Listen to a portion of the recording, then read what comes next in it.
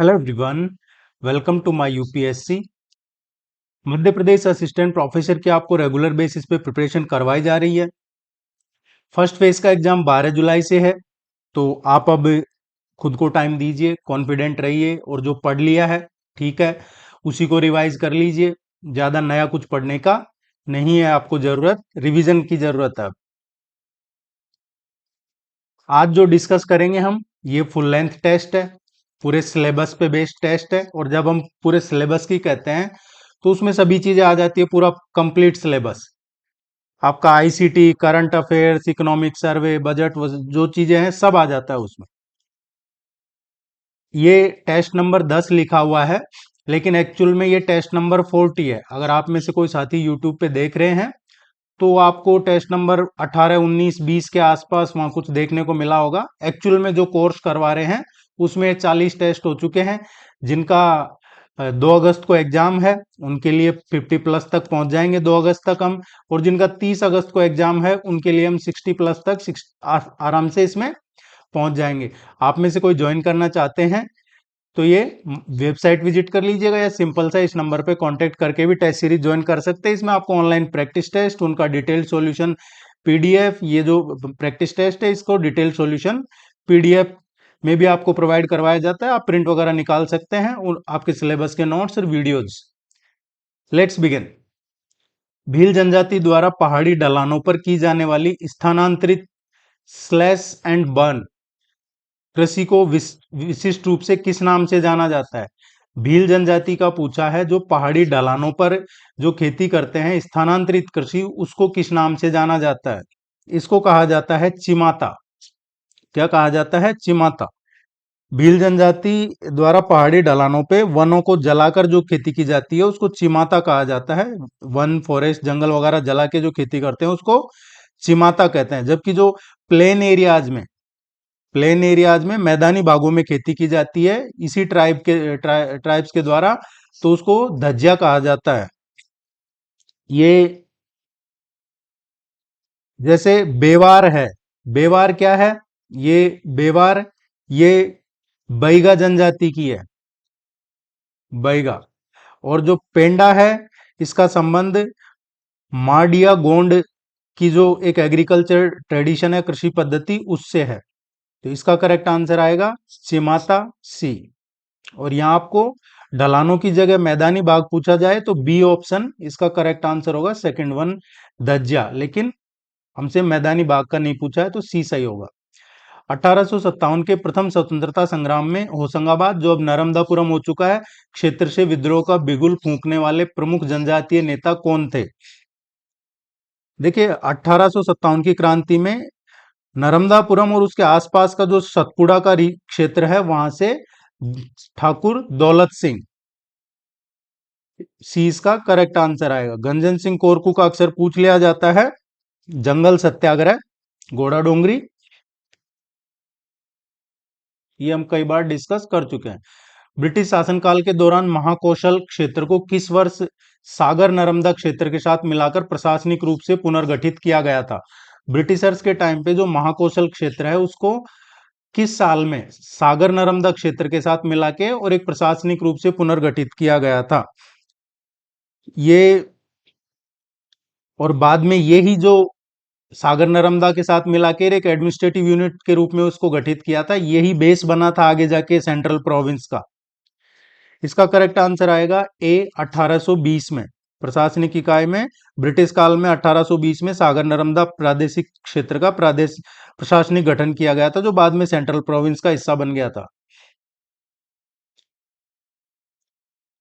जनगणना 2011 के अनुसार मध्य प्रदेश में न्यूनतम साक्षरता के प्रतिशत वाले जिलों का आरोही क्रम क्या है? आरोही मतलब बढ़ता हुआ क्रम क्या है? देखिए, न्यूनतम साक्षरता वाले जिलों का देखे तो बढ़ता बताना है तो सबसे पहला, सबसे कम किस में है? अलीराजपुर में है। सबसे कम अलीराजपुर, देन झाबुआ, देन बड़वानी। तो ए इसका करेक्ट आंसर आएगा। अलीराजपुर में है 36.1%।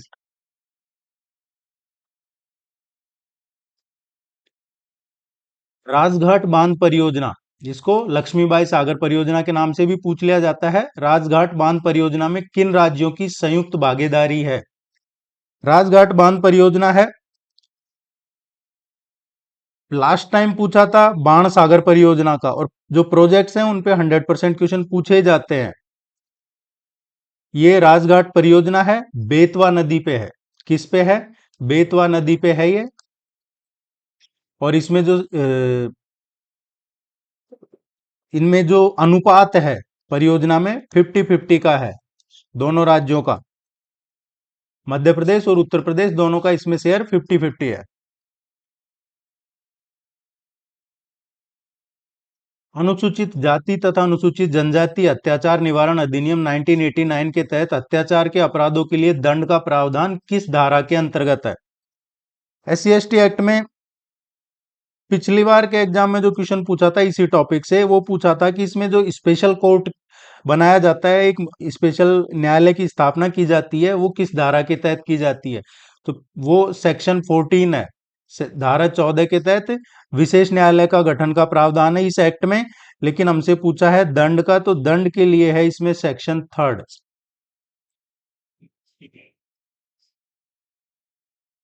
मध्य प्रदेश राज्य अनुसूचित जाति आयोग, schedule commission, state schedule caste commission का गठन कब किया गया था?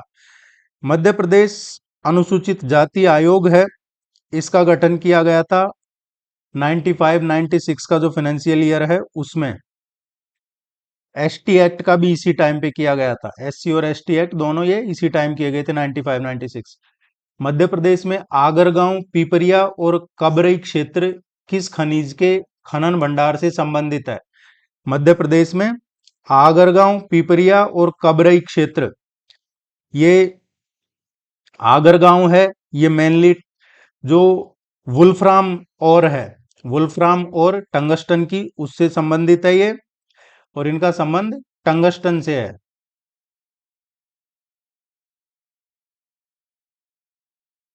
देखिए, जिन साथियों ने शुरू में स्किप कर दिया, तो आपकी जानकारी के लिए बता दें कि अभी आप टेस्ट सीरीज ज्वाइन कर सकते हैं। और अगर कुछ भी नहीं पढ़ा है या कॉन्फिडेंस नहीं बन रहा है या लग रहा है कि रिवीजन अच्छे से नहीं हो पाया है, तो यहाँ से पीडीएफ ले लीजिए प्रैक्टिस टेस्ट का, उसमें डिटेल सॉल्यूशन का पीडीएफ और जो इम्पोर्टेंट टॉपिक्स हैं उनका पीडीएफ लेके पढ़ लीजिए।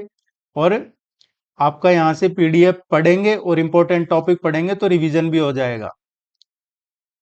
जितना पढ़ रहे हैं उसका रिवीजन जरूर कीजिएगा, और उसके लिए आप इस नंबर पे कांटेक्ट कर सकते हैं या फिर वेबसाइट विजिट कर सकते हैं। वैसे उसका लिंक आपको नीचे डिस्क्रिप्शन कमेंट सेक्शन में मिल जाएगा टेस्ट सीरीज कोर्स ज्वाइन करने का। मध्य प्रदेश के दक्षिणी जिलों जैसे बालाघाट, डिंडोरी और मंडला, इसमें मुख्य रूप से किस प्रकार के वन पाए जाते हैं?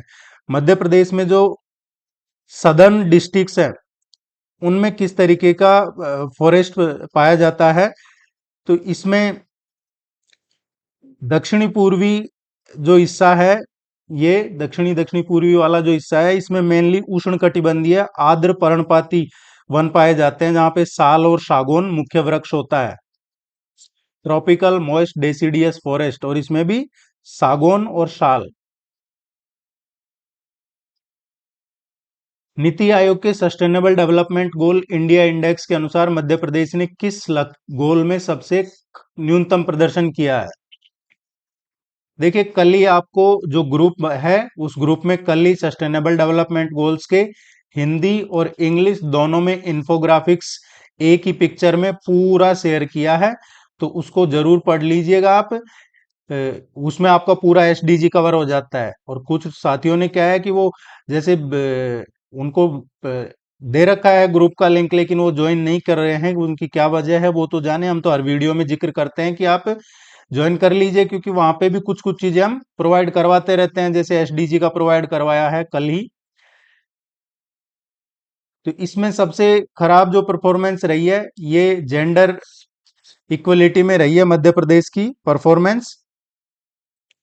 और इसमें एस्पायरेंट श्रेणी में रखा गया मध्य प्रदेश को, एस्पायरेंट कैटेगरी में। जबकि सबसे अच्छा था, पिछली बार क्या पूछा था यहां से, पिछली बार पूछा था एक जिम्मेदारी पूर्ण उपयोग और उत्पादन का।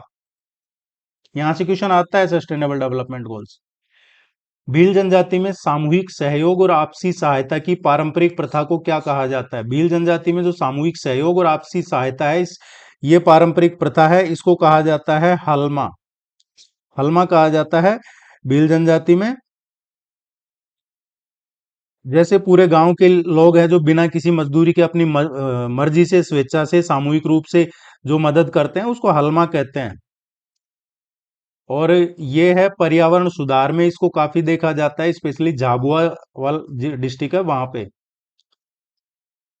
1857 के स्वतंत्रता संग्राम के दौरान मंडला क्षेत्र के किस गोंड शासक और उनके पुत्र को उनके द्वारा रचित देशभक्ति कविताओं और विद्रोह के कारण अंग्रेजों द्वारा तोप से उड़ा दिया गया था? इसका जो करेक्ट आंसर आएगा, राजा शंकर शाह और रघुनाथ शाह। ये क्वेश्चन अक्सर एग्जाम में पूछा जाता है इन पे, राजा शंकर शाह और रघुनाथ शाह पे।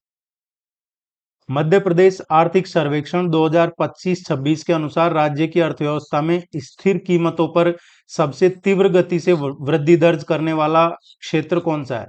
Economic survey of Madhya Pradesh जो लेटेस्ट है वो यही है 25-26 का, और जो लेटेस्ट बजट है वो 26-27 वाला है। तो जो लेटेस्ट वाला इकोनॉमिक सर्वे है, जो उसके अकॉर्डिंग पूछा है कि इसमें कौन सा सेक्टर है, कौन उस जिसमें सबसे ज्यादा तेजी से ग्रोथ हो रही है, वो है टर्सरी सेक्टर, तृतीयक क्षेत्र है। इसमें सबसे तेजी से ग्रोथ हो रही है, तेजी से बढ़ने वाला क्षेत्र है ये मध्य प्रदेश में। इसमें देखेंगे हम तो जैसे, और ये पूछा किस पे है, कांस्टेंट प्राइस पे, ये ध्यान रखना, वर्तमान कीमतों पे। इकोनॉमिक सर्वे में जो टर्सरी सेक्टर है, तीसरा सेक्टर, ये तृतीयक सेक्टर, इसमें इसकी ग्रोथ रेट है 15.80%। और जो द्वितीयक सेक्टर है, द्वितीयक सेक्टर का है इसमें, जिसमें उद्योग वगैरह आते हैं, 9.93%।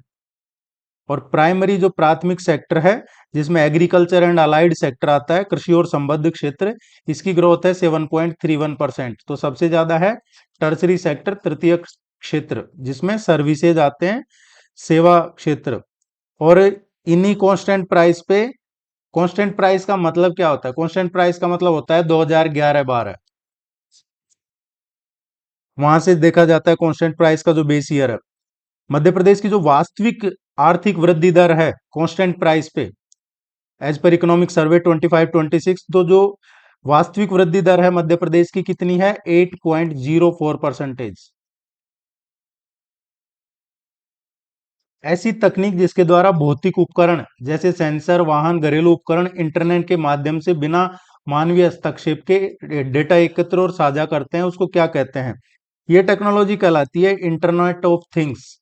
अभी आपका आईसीटी पूरा करवाया था, पढ़ाया था, उसमें बताया था कि बिना मानवीय हस्तक्षेप के डेटा एकत्र करना और साझा करना, ये होता है आईओटी, इंटरनेट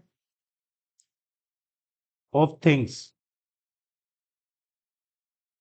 अगस्त 1942 के भारत छोड़ो आंदोलन के दौरान मध्य प्रदेश के किस शहर में शराब की दुकानों और विदेशी कपड़ों की होली जलाने के लिए प्रसिद्ध कसाई खाना आंदोलन और बड़े पैमाने पर हड़तालें हुई थी? देखिए, मध्य प्रदेश में स्वतंत्रता आंदोलन के इसी कालखंड में सागर का जो रतोना आंदोलन है, कसाई खाना विरोधी आंदोलन हुआ था। और भारत छोड़ो आंदोलन के दौरान वहां की सक्रियता काफी इंपॉर्टेंट हो गई थी। इसका जो करेक्ट आंसर आएगा, देशवर।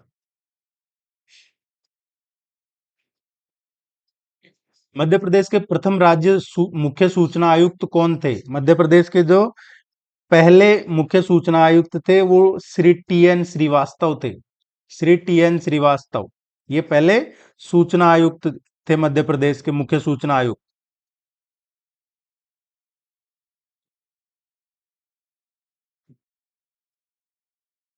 सूचना का अधिकार अधिनियम 2005 की किस धारा के तहत केंद्रीय सूचना आयोग के गठन का प्रावधान किया गया है?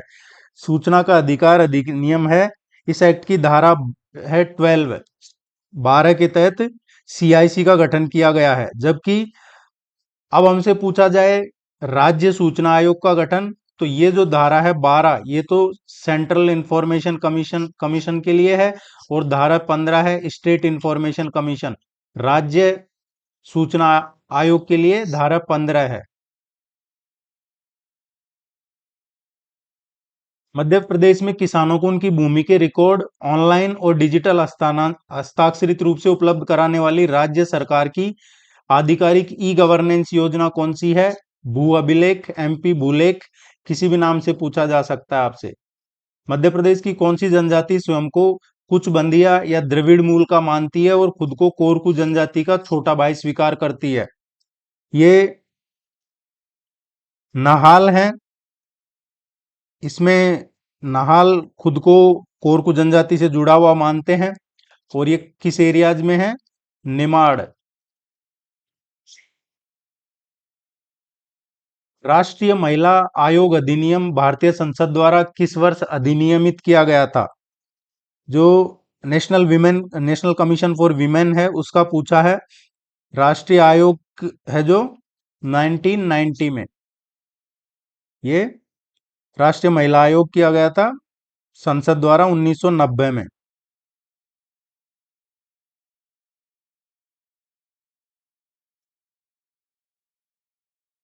नीति आयोग के राष्ट्रीय बहुआयामी गरीबी सूचकांक के अनुसार मध्य प्रदेश के किस जिले ने अपनी जनसंख्या में गरीबी के अनुपात में सर्वाधिक सुधार किया है? सबसे ज्यादा सुधार जो हुआ है गरीबी दर में, जो सबसे बड़ी गिरावट आई है वो अलीराजपुर में आई है। कहाँ आई है? अलीराजपुर में। मध्य प्रदेश उच्च न्यायालय की पहली महिला न्यायाधीश कौन थी? मध्य प्रदेश उच्च न्यायालय की पहली महिला न्यायाधीश कौन थी? पिछली बार क्वेश्चन पूछा गया था अंजू राठी राणा, जो सचिव थी उनका विधि विधि का पूछा गया था। इस बार पहली महिला न्यायाधीश कौन है ये पूछा जा सकता है, चर्चा में रहा है। और इसका जो करेक्ट आंसर आएगा न्यायमूर्ति सरोजनी सक्सेना।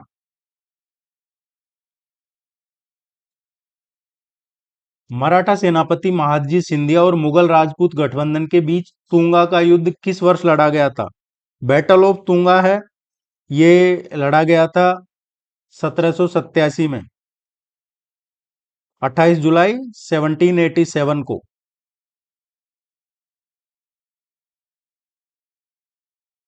नर्मदा परिक्रमा मार्ग का एक अत्यंत पवित्र स्थल कोटि तीर्थ घाट वर्तमान मध्य प्रदेश के किस धार्मिक या ऐतिहासिक नगर में स्थित है? ये कोटि तीर्थ घाट है, ये मानधाता जो द्वीप है, मानधाता द्वीप अमरकंटक यहाँ पे स्थित है, जो नर्मदा परिक्रमा वासियों के लिए अनिवार्य रूप से एक पड़ाव है।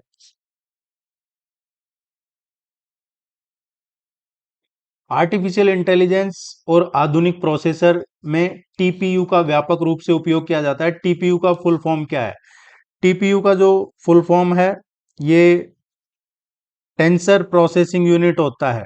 टेंसर प्रोसेसिंग यूनिट, जो अभी प्रेजेंट में जो तकनीकी विकास है, एआई का जमाना है, एआई हार्डवेयर के इसी सेगमेंट से जो टेंसर प्रोसेसिंग यूनिट है गूगल द्वारा स्पेशली विशेष रूप से न्यूरल नेटवर्क मशीन लर्निंग के लिए डेवलप किया गया है और एक एप्लीकेशन स्पेसिफिक इंटीग्रेटेड सर्किट है।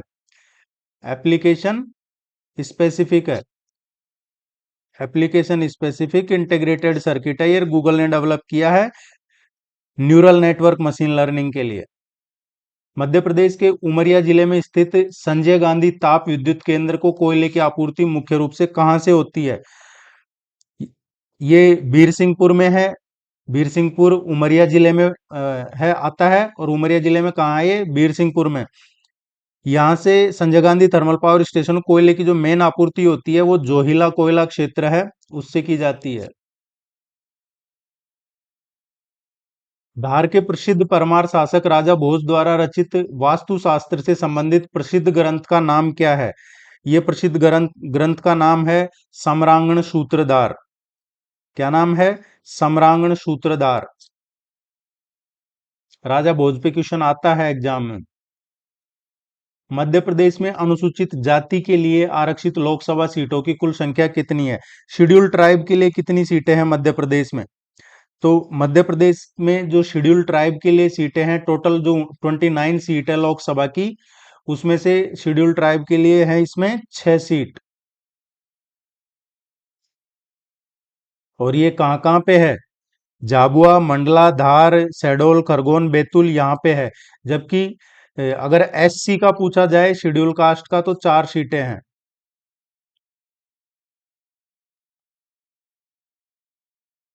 मध्य प्रदेश शासन के विकसित मध्य प्रदेश 2047 विजन डॉक्यूमेंट के अनुसार राज्य सरकार ने वर्ष 2047 तक प्रदेश की पर कैपिटा इनकम, प्रति व्यक्ति आय को बढ़ाकर कितना रखने का लक्ष्य रखा है।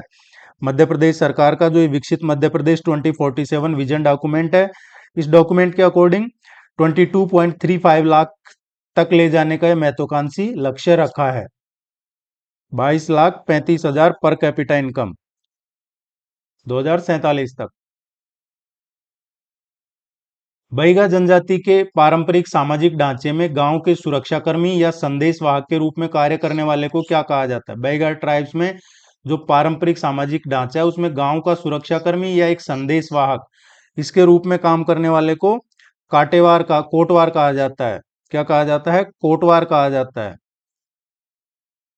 इसमें एक और पूछ लिया जाता है, गांव के मुखिया को क्या कहा जाता है? गांव के मुखिया को मुकद्दम कहा जाता है। मध्य प्रदेश सरकार द्वारा ग्रामीण क्षेत्रों की महिलाओं को आत्मनिर्भर बनाने और आजीविका सुरक्षा देने के लिए लाडली बहना सेना का गठन किस वर्ष शुरू किया गया था? मध्य प्रदेश सरकार द्वारा ग्रामीण क्षेत्रों की जो महिलाएं हैं उनको आत्मनिर्भर बनाने और आजीविका सुरक्षा देने के लिए लाडली बहना सेना का जो गठन है ये 2023 में किया गया था, 2023 में हर गांव में किया गया था ये गठन। खजुराहो के सुप्रसिद्ध कंदरिया महादेव मंदिर का निर्माण किस चंदेल शासक ने करवाया था? खजुराहो के जो प्रसिद्ध मंदिर है कंदरिया महादेव मंदिर, इसका निर्माण राजा विद्याधर ने करवाया था।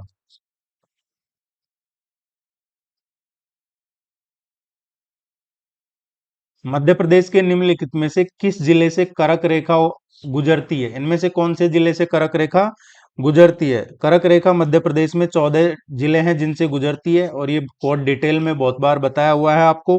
इनमें से गुजरती है रायसेन जिले से होके गुजरती है, जबकि बड़वानी, धार और बालाघाट ये ट्रॉपिक ऑफ कैंसर है और इसके दक्षिण में पड़ते हैं ये बड़वानी, धार और बालाघाट। यहाँ से नहीं गुजर, रायसेन से होके गुजर। मध्य प्रदेश में अफीम की खेती व्यावसायिक रूप से सर्वप्रथम किस जिले में प्रारंभ हुई थी? मध्य प्रदेश में अफीम की खेती है ये कमर्शियली पूछा है हमसे, व्यावसायिक रूप से ये मंदसौर में शुरू की गई थी ब्रिटिश काल के बाद। इंटरनेट पर एक होस्ट से दूसरे होस्ट को ईमेल संदेश भेजने के लिए निम्नलिखित में से किस प्रोटोकॉल का उपयोग किया जाता है? इंटरनेट पे कंप्यूटर नेटवर्क यूनिट में मेल भेजने के लिए जो प्रयुक्त होने वाला एक स्टैंडर्ड इंटरनेट प्रोटोकॉल है वो होता है SMTP, simple mail transfer protocol. जबकि ईमेल रिसीव करने के लिए, ये तो ईमेल भेजने के लिए है, अब आपको ईमेल रिसीव हो रहा है तो वो किस प्रोटोकॉल के थ्रू हो रहा है? POP3, ये रिसीवर का काम करता है, ये सेंडर है।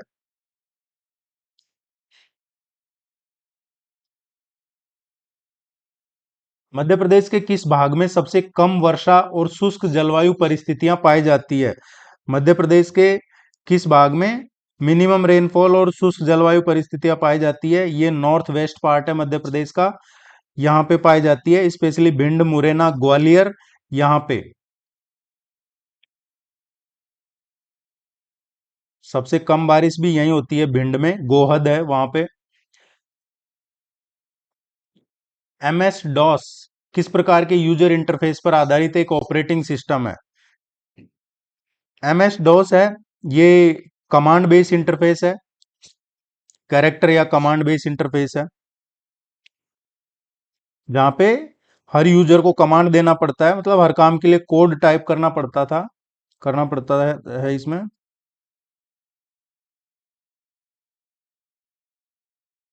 जनगणना 2011 के अनुसार मध्य प्रदेश के किस जिले में प्रतिशत के आधार पर सर्वाधिक ग्रामीण जनसंख्या पाई जाती है? परसेंटेज वाइज सबसे ज्यादा जो ग्रामीण जनसंख्या है वो कहाँ पे है? तो परसेंटेज वाइज ढिंडोरी में है, लगभग 95% के आसपास ढिंडोरी में ग्रामीण पॉपुलेशन है।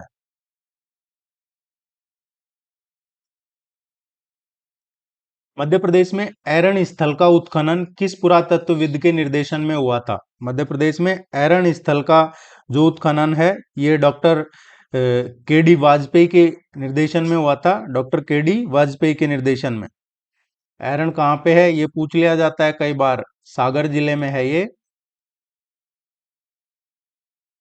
मध्य प्रदेश की प्रसिद्ध असीरगढ़ की पहाड़ियां किस पर्वत श्रेणी का हिस्सा है? मध्य प्रदेश में जो असीरगढ़ हिल्स है, असीरगढ़ की पहाड़ियां, ये बुरहानपुर दर्रे के पास में है। जो बुरहानपुर दर्रा है उसके पास में है असीरगढ़ की पहाड़ियां, और ये सतपुड़ा रेंज है उसके पश्चिमी भाग का हिस्सा है, पश्चिमी सतपुड़ा का हिस्सा है, जिसमें राजपीपला या पश्चिमी सतपुड़ा खंड आता है।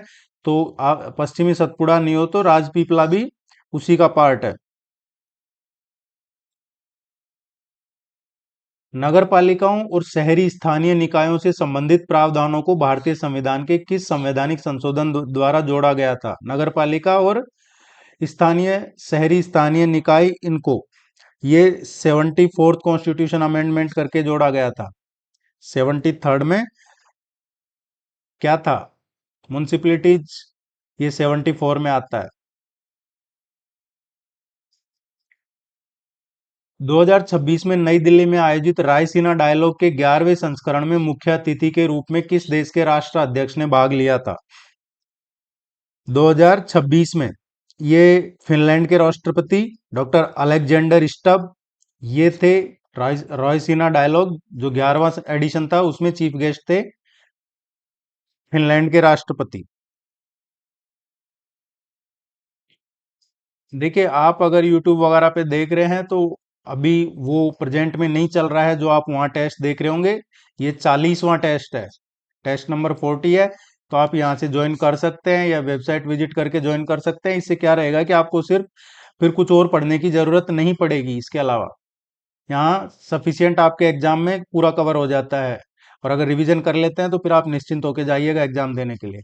2026 में नीति आयोग द्वारा जारी प्रगति सूचकांक के अनुसार पीएम जनमन योजना के तहत विशेष रूप से कमजोर जनजातीय समूह, पर्टिकुलर वल्नरेबल ट्राइबल ग्रुप्स को पक्के आवास और बिजली कनेक्शन देने में मध्य प्रदेश का कौन सा जिला देश में शीर्ष स्थान पर रहा है? ना सिर्फ मध्य प्रदेश में, पूरे देश में शीर्ष स्थान पर रहा है as per NITI Aayog progress report.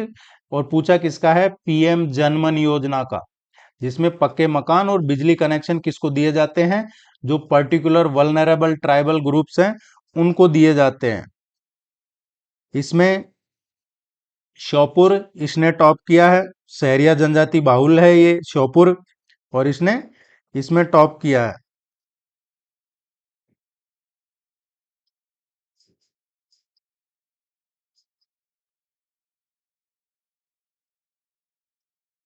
केंद्रीय सड़क परिवहन और राजमार्ग मंत्रालय द्वारा पूर्वोत्तर भारत में ब्रह्मपुत्र नदी पर बनकर तैयार हुए भारत के सबसे लंबे नदी पुल का उद्घाटन किया गया है। यह पुल किन दो स्थानों को आपस में जोड़ता है? ये पुल है, काफी चर्चा में रहा है, और ये धुबरी और फुलवारी को जोड़ता है आपस में। असम और मेघालय को जोड़ने वाला है ये। तो असम साइड धुबरी और मेघालय साइड फुलवारी। राज्यों का पूछे तो असम और मेघालय। मई 2025 में सामाजिक उद्यमियों, युवा प्रतीकों और नीति निर्माताओं को मंच प्रदान करने के लिए मध्य प्रदेश के किस शहर में the game changer the change maker conclave का आयोजित किया गया था? द चेंज मेकर कॉन्क्लेव, इसका आयोजन किया गया था भोपाल में।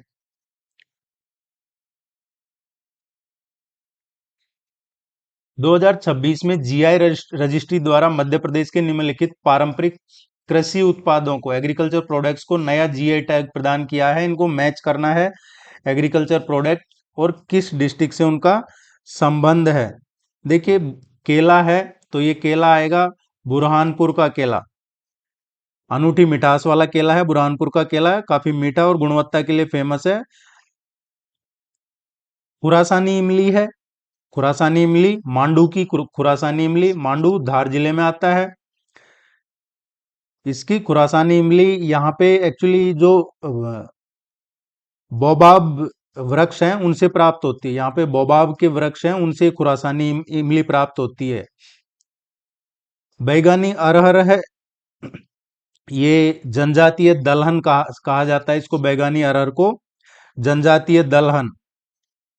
ये डिंडोरी जिले की जो बैगा जनजाति है उसके द्वारा उगाई जाने वाली एक पारंपरिक जैविक दलहन फसल है डिंडोरी। सिताई कुटकी है, सिताई कुटकी ये जनजाति है बाजरा है, सिताई कुटी कुटकी ये डिंडोरी क्षेत्र की जनजाति द्वारा उगाया जाता है और इसको माइनर मिलेट कहा जाता है, काफी पोषक होता है। तो इसका करेक्ट आंसर आएगा नरसिंहपुर डिंडोरी। तो इसमें मैच करेगा फर्स्ट वन। मध्य प्रदेश शासन द्वारा वर्ष 2025 के लिए घोषित शिखर सम्मान के तहत जनजातीय लोक कला के क्षेत्र में उत्कृष्ट योगदान के लिए किसे सम्मानित किया गया? 2025 का दिया है, क्या दिया है मध्य प्रदेश गवर्नमेंट ने? शिखर सम्मान। कब दिया है? 2026 में दिया है। इसमें जनजातीय लोक कला का पूछा है। किसका पूछा है? जनजातीय लोक कला के क्षेत्र में किसे सम्मानित किया गया है मध्य प्रदेश शासन द्वारा शिखर सम्मान से? ये अभी इस जनजातीय एवं लोक कला में दिया है आनंद सिंह श्याम। आनंद सिंह श्याम, इनका संबंध डिंडोरी से है और इनके साथ में सह विजेता के रूप में कैलाश सिसोदिया, कैलाश सिसोदिया उनको सह विजेता के रूप में दिया है। इनका संबंध धार से है, कैलाश सिसोदिया का। इनको भी जनजातीय लोक कला में ही दिया गया है। इसके अलावा अगर पूछा जाए ये शिखर सम्मान में, तो हिंदी साहित्य में किसे दिया है? हिंदी साहित्य में डॉक्टर उर्मिला सीरीज को दिया है, जिनका संबंध भोपाल से है। इस उर्दू साहित्य में महमूद अहमद शहर को दिया है, जिनका संबंध उज्जैन से है। संस्कृत साहित्य में मिथिला प्रसाद त्रिपाठी हैं, जिनका संबंध इंदौर से है। या फिर जो साहित्य शास्त्रीय संगीत है, शास्त्रीय संगीत में कल्पना झोरकर हैं, जो इंदौर से है, उनका संबंध भी। और शास्त्रीय नृत्य की बात करें तो पुच वाले हैं जबलपुर और भारती होमले भोपाल, दो को मिला है शास्त्रीय नृत्य में। मोहिनी मोगे पुचवाले, जिनका संबंध जबलपुर से है, और भारती होम्बेले भोपाल से उनका संबंध। और जो विजुअल आर्ट्स है, विजुअल आर्ट्स में मिला है ईश्वर रावल को, जो इंदौर के हैं। दूसरे जो सहभागी हैं हरि भटनागर जबलपुर के। और नाटक में राम जोग को मिला है। तो ये जरूर ध्यान रखिएगा, यहाँ से क्वेश्चन पूछा जा सकता है हमसे। अबुल फजल ने अपनी कृति आईने अकबरी में मालवा के किस प्रसिद्ध ऐतिहासिक और समृद्ध नगर के महल, बाजार और बड़े आम के बागों का प्रशंसात्मक वर्णन किया है? ये किया है मांडू में, जो आनंद की नगरी कहा जाता है मांडू को, इसका।